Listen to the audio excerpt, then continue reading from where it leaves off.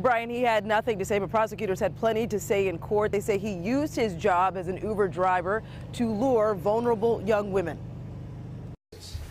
In court, Jeremy Vague seemed to be trying to hide his face from cameras, his attorney describing the now convicted sex offender as emotional and remorseful for what he'd done. He wrote an apology letter to the victim.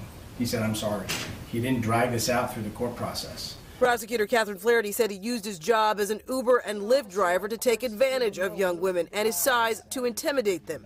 Picking up an 18-year-old passenger for a short ride from Palomar College campus to her home in Escondido, when she got into his minivan, said Flaherty, almost immediately, he turned off the Uber app to get her to undress, exposing his genitals to her before sexually assaulting her.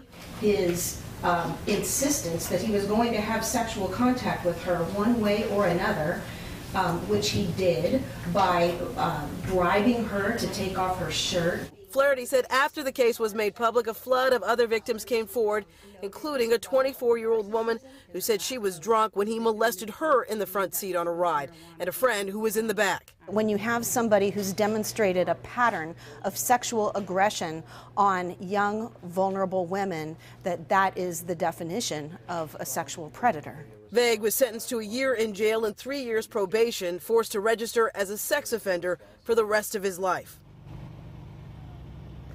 Now, he was given credit for a lot of time already served in jail, so he really only has another less than 3 months left. Then he'll be out on felony probation for the next 3 years. We're live in Vista tonight. Riel Creighton, 10 News.